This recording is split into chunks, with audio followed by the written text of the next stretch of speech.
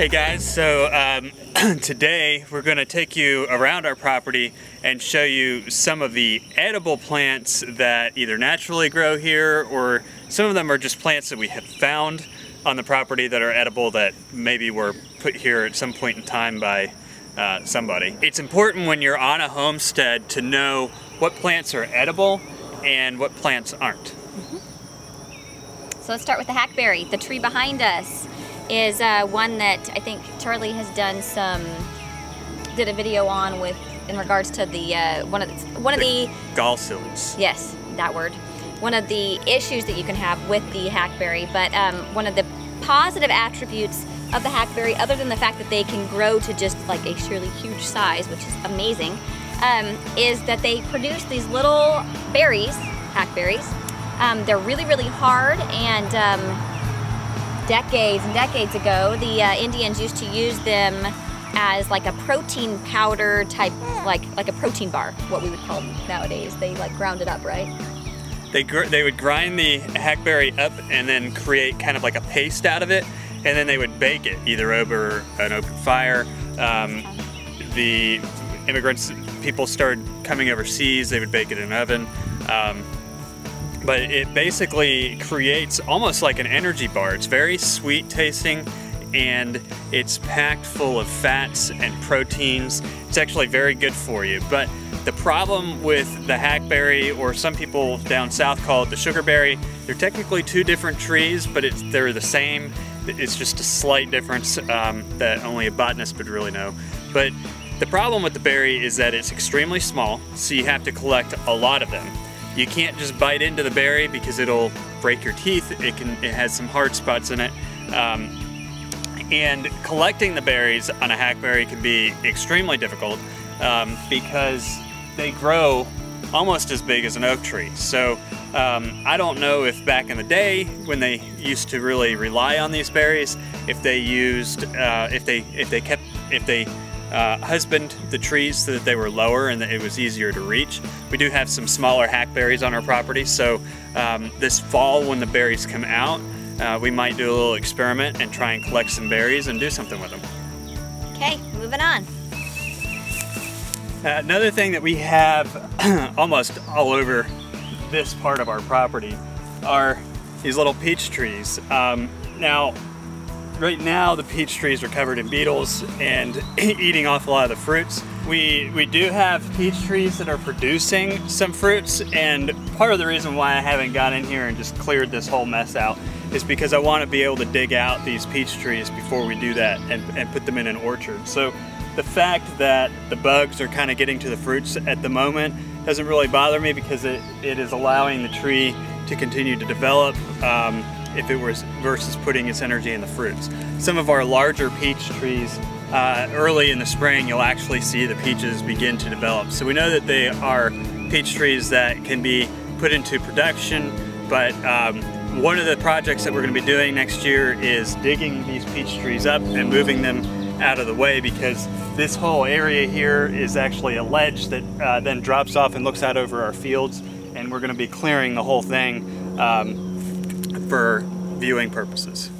So back down in the dark hole behind us, that is the dragon lair, and we actually have a flying dragon back there, and the flying dragon is also edible. It is a citrus type fruit. Bitter citrus. Very bitter citrus. It's better in like jams and jellies and things. It's a very popular ornamental bush in Europe, and I'm sure you can research all sorts of different ways to use the citrus fruit that grows on there, but it is extremely hardy. Our flying dragon is completely in the shade underneath those big trees, stuck back there in a poison ivy patch. Loving it. Another great natural food source that we have on the property is blackberries. Now, I am not a huge fan of blackberry typically, but I mean, you can't really beat the wild, natural blackberry that just kind of comes with your property. And these things are all over the place. We actually had a bunch of them on a section of land that we had to clear because it was just too thick, so many brambles. Blackberry can easily be confused with poison ivy because of the 3 leaflets. The blackberry plants, as they're coming up, they have thorns on them. So that's an easy way to identify a young blackberry bush. As they get older like this, it's pretty obvious that it's a blackberry bush because they get really scraggly and thorny. But when they're low to the ground and they're very young, it can be confused with poison ivy, leaves of 3. And generally in the wild you don't want to eat leaves of 3, but blackberry, raspberries, they're all fine. I will say that blackberry is an excellent source of probiotics. So if you're one of those super survivalists out there that are eating bark, add this to your diet. It tastes better. So right up here by the road, we have some apple trees. These trees were way overgrown with poison ivy. So, and the trees also had major bug infestations. So I've been trying to bring these apple trees back, and one of the things that I had to do was go in and just cut them completely back. We have a couple branches that have started to grow on the trees again. I'm going to give them through this season to try and establish some growth on some of the limbs, and then we'll continue to trim back the limbs that were unable to reestablish growth. Another thing that I did do to help kind of clean them up a little bit was I set the ground on fire with hay bales, and I actually put the hay bales up into the trees a little bit to help kill off some of the vines that had been in there. It seems to be working. I haven't seen as many bugs on the trees this year, and the leaves are starting to come out of the apple trees a little bit. So if you have any suggestions on how we can continue to help bring these old apple trees back, they would be very welcome. We also have a little teeny tiny little baby apple tree that I planted, and someone helping us mow the lawn accidentally ran the tree over. But that apple tree is coming back, and hopefully we'll have, you know, a newer apple tree in about 6 or 7 years that we can depend on. Right now, none of these are really fruit bearing unless I can get these larger apple trees to come back. So what we have here is called the, what do you call this? Passion flower? It's a passion flower. And if you eat this flower, it is edible. You will feel the passion. It is the leaves and parts of this plant, which you might want to look up online, what parts are edible and what parts aren't. They're generally, they're edible, they're used in teas and things like that, but they are actually, they're a sedative. They're known to reduce anxiety for people with anxiety disorders. So, and because of those attributes, they're also known to cause impairment. So there's nothing, the FDA doesn't have any levels on there of how much impairment it could cause, but I guess it depends on the person. But it is edible, and it is a very useful tool, especially when you've got a lot of anxiety and stress. Can you see it? Okay. Okay, something else that we just discovered that we have on our land is this beautiful ornate orangey red blooming shrub tree.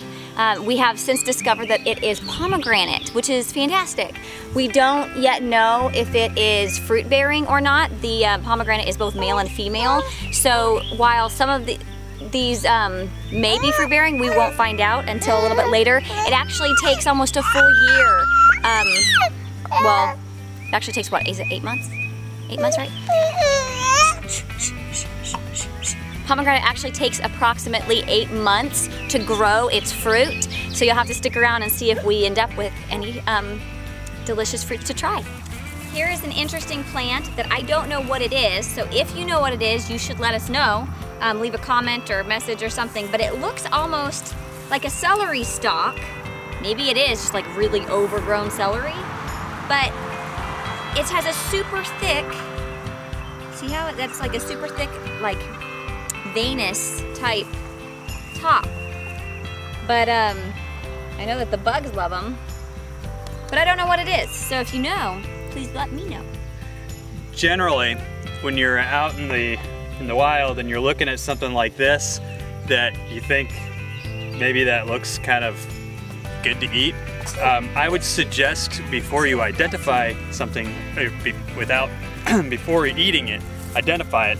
But also things that generally look like parsley or something along those lines are generally not a good idea to eat out in the wild without first identifying.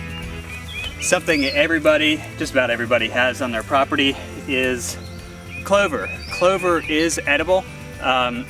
These plants can be a little bitter in taste, so it's recommended that you boil them. And I wouldn't necessarily use it as like a clover salad or anything, but clover is definitely an edible plant, and it's something that grows everywhere, so there's just an abundance of it. One vine that we have on the ranch that is extremely abundant, that many would find a nuisance, and it can be, is honeysuckle. So it is a very fragrant flower vine, and it's one of my favorites. So if you can actually put it to better use on a trellis or maybe a fence line that you don't want to see what's behind it, then it's a great thing to keep, at least to some extent. It has some very good medicinal qualities. It's an anti-inflammatory. It can promote good urinary tract. It is also used for a slew of different things, anywhere from brain tumors to cancer. So this can be put into a tea or as a salve, and it's really just a great thing to keep your eye out for and maintain.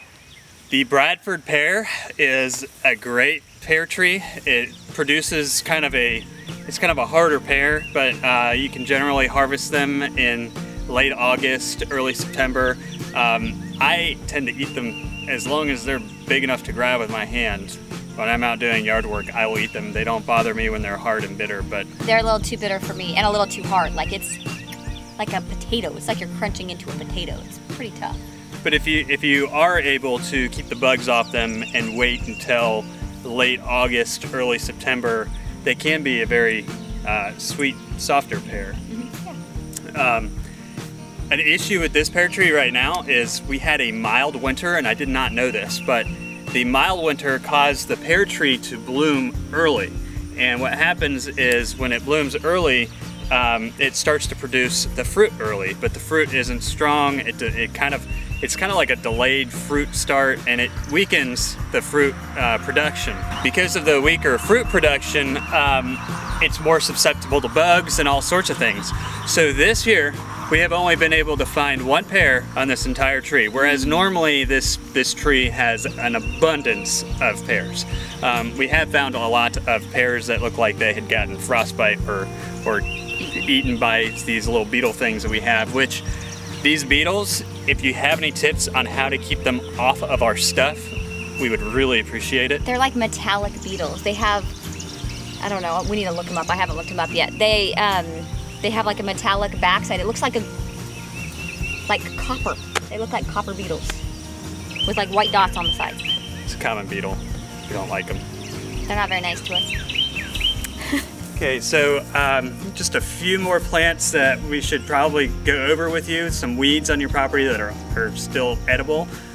We have the Burdock Weed, which you may find this super annoying because the burrs get in your horse's hair and all over the place. But this weed is actually very beneficial to your property. The Burdock Weed is used as a delicacy in a lot of Asian dishes. Or Indian. Dandelions are 100% edible. If you haven't had them in a salad, I highly suggest having a dandelion salad. They're very good.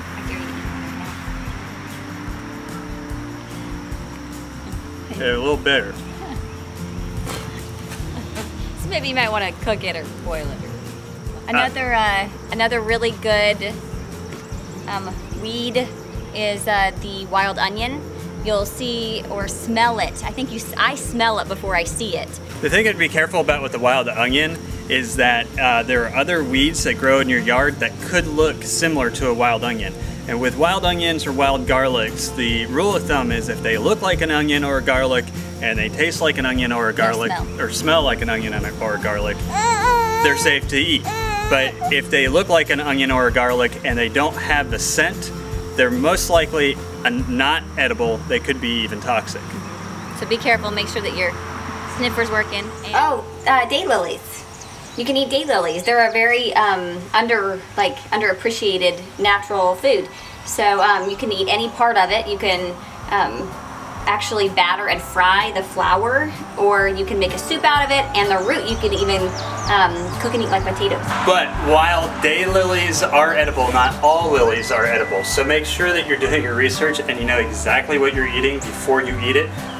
There's lots of information on it on the web. The same thing goes with wild strawberries. Wild strawberries and mockberries look very similar. One way you can tell the difference is that a wild strawberry, when you mush it in your fingers, will actually have a strawberry scent. The other main difference between the two is that mockberries tend to point up, wild strawberries tend to point down. Mockberries have a yellow flower, wild strawberries have a white flower. But if you do have a homestead, I highly suggest you take a walk around your property, especially before you just start clearing stuff out of the way, and understand what plants are on your property, because that's how we're finding a lot of this stuff. The peach trees, the pomegranate, all of that was in areas that we were actually clearing, and for whatever reason we decided not to clear that particular bush or tree, and then we realized, wait, this is actually a food producing product. We don't want to get rid of it. Yeah. So take a walk, find out what you have, and see if you can come up with some interesting or fun recipes. I'm sure that we're going to be trying some over the next little bit here, and we'll let you see what we come up with.